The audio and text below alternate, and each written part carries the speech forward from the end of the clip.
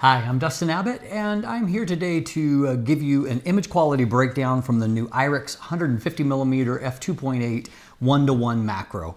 I'll do a few comparisons to my kind of main macro lens that I've had on hand for years now, probably 7 or 8 years. I'm pretty familiar with it, and that's the Canon 100mm F2.8 L IS, excellent lens. And so just give us a little bit of a point of reference for some of the sharpness and attributes of the lens. And so we're going to take a look at that. If you would like to know more about the basic design, handling, what this lens is, recommend that you look at the first look episode. It will give you more details about it and about Irix. And so jump into that and take a look at that. Now, I will note before we go in, we are comparing a manual focus only lens with an autofocusing lens.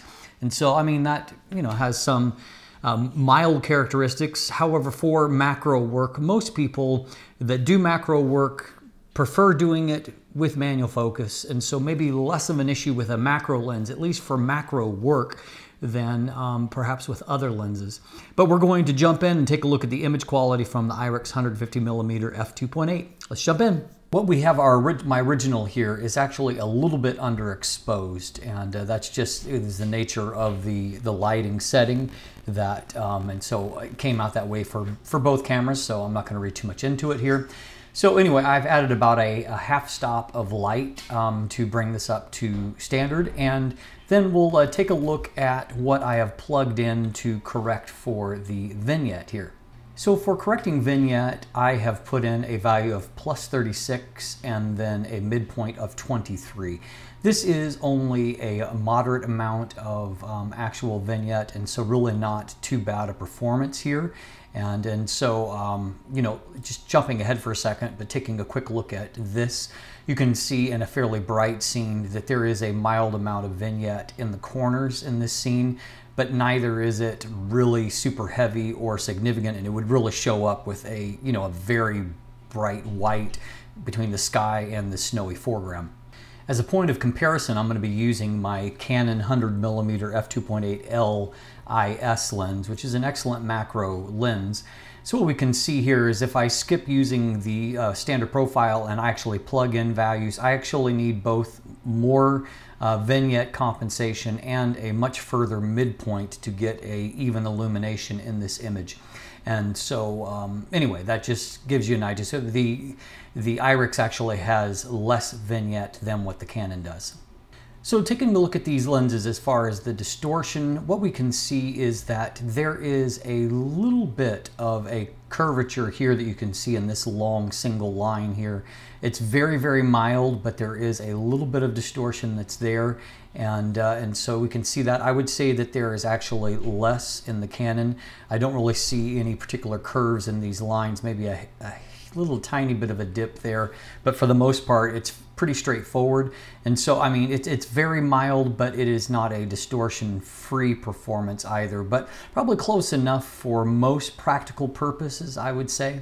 Now taking a look at the center of the frame, I will say, comparing these, and it's a little bit difficult in that, obviously they don't frame the same way. I did move the Irix back a little bit, but it still has a higher magnification. Remember, it's got a 50% higher focal length. But looking at these, I would say center of the frame that the Canon has a little bit more contrast in the center of the frame in some ways. However, if I look at the grout line, comparing them, the Irix looks pretty similar. And so it's a little bit of an, not an apples to apples comparison. But if we move off to the side, I would say that, both of them look quite good. The Irix maybe looks a little bit better as we move down towards the corners. You can see that the Irix stays really consistent. The Canon's starting to get a little bit soft. The Irix looks really, really sharp right out to the edge of the frame. And looking at the other side, we can see that it's still true that the Irix looks a little bit sharper in the extreme corner than what does the Canon. And so, a plus there that I would say that it's arguable in the center of the frame. The Canon may have a hair bit more punch in the center of the frame, but out at the edges and in particular the corners, the Irix is the winner. Now if we move on to f4 and look at the center of the frame, we can see that the Irix has taken a kick up here, and so I would say now in the center of the frame it is arguably has a little bit more contrast and more resolution. You can see it's packing tons of detail there. If we move off and look at the side once again, Irix is looking really fantastic. I would say sharper even here mid-frame than what the Canon is, and moving down into this corner, Irix is looking really fantastic, definitely sharper into the corners. And so even by f4, we can see we've got a really even performance, really excellent. And so, I mean, the Canon is a fantastic lens. The fact that the Irix is doing this good at f4, delivering pretty much perfect performance at f4. So we'll see if there's anything more to be gained by stopping down a bit more. So f4 to f5.6. In the center of the frame, I would say f4 actually looks a hair sharper. F4 looking pretty perfect, and moving off towards the edge of the frame, it's only, you know, a very moderate difference, but I mean, there's definitely less vignette on the f5.6. In terms of the raw resolution though, I don't know that it's any better, and so you know, already by f4 you're hitting pretty much the peak, and there's not a whole lot to be gained in terms of raw resolution of stopping down further. Now if we compare at infinity, what we're going to find is here's f2.8, here's f5.6, obviously a more conventional you know, aperture for shooting landscapes. So number one, f5.6 is going to give you a very nicely even illumination, whereas while the vignette's not heavy, you can definitely see it there. Looking at our principal subject here, which would be the lighthouse across, we can definitely see that there is more crisp textures and better contrast, noticeably better contrast, I would say, at f5.6. And at f5.6, I mean, really we've got a great looking result here. And so you can see vignette and a little bit less contrast makes the edge look a little bit more murky, and see how much more that this stands out here on the f5.6 version. And so obviously, like with most lenses, you know, stopping down a bit for shooting landscapes is going to produce a more favorable result in both the contrast and also the raw resolution. Now for this shot, I used one of those Irix Edge filters, a circular polarizer. I always like a circular polarizer for intensifying color and also helping with contrast. So this is f2.8 handheld shot, and you can see, I mean, it looks fantastic, you know, as using it more as a medium telephoto here from probably 6 to 8 feet away. We have got really great crisp detail, and as you can see in this shot, there's basically no chromatic aberrations to be seen, and so a really strong performance there. Here's another shot that shot kind of under similar conditions, and so you can see really good acuity here of, you know, these the kind of the hard edges that should be nicely defined. They are without any kind of bleeding, and so very positive there. Looking on towards the out of focus area, you really are not seeing any kind of longitudinal, like we would call bokeh fringing. You're not really seeing any of that showing up in the bokeh area, or really in the foreground. So aberrations very well controlled, and bokeh is, you know, as you can see, it's really quite soft and beautiful here.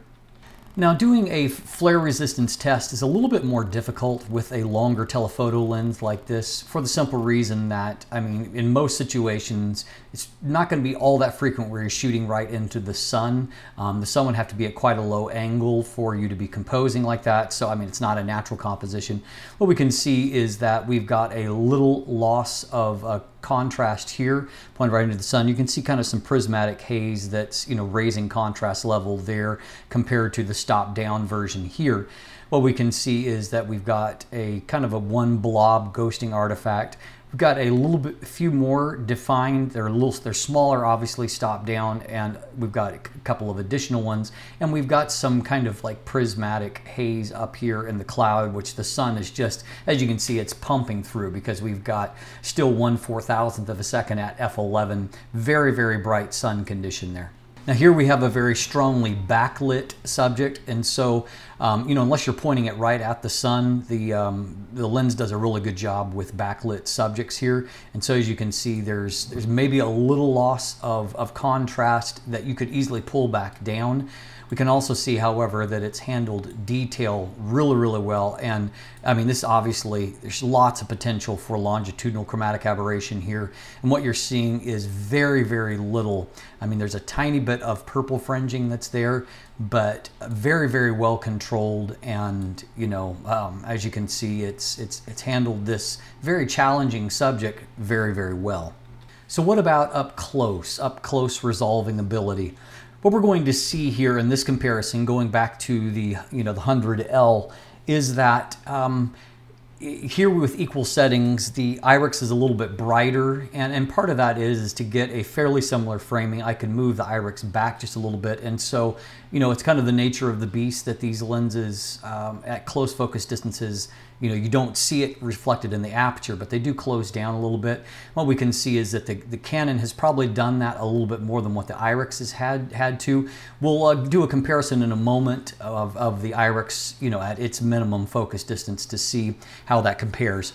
But what we're looking here is kind of the close-up performance. And so what we can see is that both of these, this Canon is an extraordinarily good lens. We can see that the Irix has done just as good a job with the fine detail here, and also it exhibits actually less chromatic aberrations. You can see the Canon controls them quite well, but what we can see is there's a little bit more of green fringing that is missing there on the Irix. Of course, the Irix is a newer, more modern design, and you can see that it's reflected in the fact that its control of aberrations is a little bit better.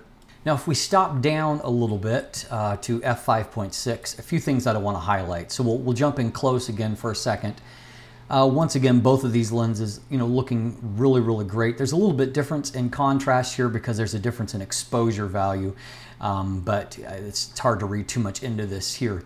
Now, jumping back out here, we can see with this bit of stop down to f5.6, the 9 aperture blades of the Canon are definitely a little bit more pronounced than those of the Irix. Irix actually has 11 aperture blades. They're a little bit more rounded, and so you can see we've definitely got more circular looking shapes as compared to the Canon. And also with these kind of bright prismatic backgrounds, what we can see is, to me, the bokeh quality is a little bit smoother from the Irix, and so a really nice performance there. Now, going back to that original issue as it comes to the kind of the actual brightness light transmission, here at f5.6 for both of them, same settings, and now we have the Irix near its minimum focus distance. What we can see is that at minimum focus, we are still getting a little bit brighter of an image from the Irix, and so you know, that just may be a strength. It does a little bit better with light transmission at close focus distances. Let's just take a quick look at the geometry here. And so this is a handheld image in lower light conditions, and so it's not technically perfect, but what it allows us to do is to look at the geometry of the bokeh circles. So you can see really this is f2.8, very nice and circular throughout most of the frame. Here at the very edges, we can see a mild deformation. Definitely not like a cat eye type look. And so really the Irix does a fairly good job of keeping circular shape across the frame. And if we just jump in for a second and look at that, it's not the same as a bright light, but what we can see is that that is a pretty clean, non-busy type result. So let's just take a look at a few real-world results here, just to look at them. And so here at macro level, this is on a vintage camera here. You can see we're getting lots of detail, you know, on all of our textures here, and the low chromatic aberrations help you to really be able to get, I mean, just really fantastic detail out of this at close focus distances. Here's another, once again, we're looking at the face of a vintage camera. And so in this case, you know, there's lots of shiny surfaces where you could see chromatic aberrations if they were there, and you can see there's definitely not. And, you know, fantastic macro rendering detail there. Really good stuff as a macro lens. This is a silver dollar, and so once again, we can see that, you know, even at f2.8, our plane of focus, as you can see, is just incredibly tiny with a 150mm lens, and that's something you will have to watch out for. Longer focal length definitely means that, you know, depth of field becomes tiny, but at the same time, it's really done a great job. You know, the image flows in and out of focus nice without any, you know, real busyness that I can see. Here we're not quite at, a full-on macro distance, more of a close focus type image for the sake of framing. Beautiful color rendition here, good detail on all of the relevant textures here, and so a strong performance. We've got lots of areas of transition where you could see fringing if it was there, and it's not. Here's an image I really loved. I used a circular polarizer, and yes, I have tweaked the color a little bit here. I've gone a little bit cooler with the color palette while keeping the old dried beech leaves warm. But as you can see, it handles all of the contrast areas really nice. The bokeh, there's lots of just, dead branches behind here. It's handled all of that busyness fairly well. And so a really nice combination of, the rendering of sharp foreground subjects and then a transition to defocus background, which is nicely handled. Here's the classic milk drop type image, and I shot some of these with it. And you can see, really shallow depth of field. And and a nice result. It's all about timing with these things, but anyway, I've got a pretty cool result out of it. So as you can see, there's a lot of really good stuff going on with the Irix 150mm macro lens. We saw that wide open, that the Canon, probably the only place where the Canon is truly competitive and may have an edge, is wide open center sharpness at medium distances, and contrast is maybe a hair better along the edges. The Irix is better. It's better in terms of vignette. And as we saw up close, it's also performs a little bit better in terms of light transmission and its behavior at close focus distances. We also saw that it has cleaner bokeh on it, although neither lens has a lot of chromatic aberration. Both of them are very, very minimal, but the Irix has a little bit less than what the Canon does. And so as far as the image quality performance here, I would say that Irix has done everything that it needs to do. It has good color rendition, has very good sharpness and resolution, has very good bokeh quality. The, the flare resistance is okay. However, with a 150mm lens, a medium telephoto lens, you really have to be intentional by putting the sun in the frame. And I think in those kinds of scenarios where you're likely to do that, it may be less of a factor than what you might think. And in terms of just shooting backlit subjects, we saw a fine result there. And so all told, a lot of really good stuff going on. We've already seen in the build quality, a lot of good stuff going on in the optical performance. All of this in a lens that comes in at under 600 bucks. And so I would say as far as a value, it represents very strong. Now in the final review, I'll show you some video from it. I'll talk a little bit more about its price performance, and I'll try to position who this lens I think is for and who should avoid it. And so we'll cover both of those things in the final episode, so stay tuned for that. In the meantime, you can take a look at in the description down below. I've got links to an image gallery that I've continued to add to throughout the review period. You can also find buying links if you'd like to purchase one there for yourself. And of course, beyond that, you can follow me on social media, including now on Instagram, become a patron. And now my patrons get a sneak preview of upcoming content a week in advance before everyone else does, and a chance to interact with me and ask questions. And so certainly I believe worth the investment. And of course, if you haven't already, please click that subscribe button right here on YouTube. Thanks for watching. Have a great day.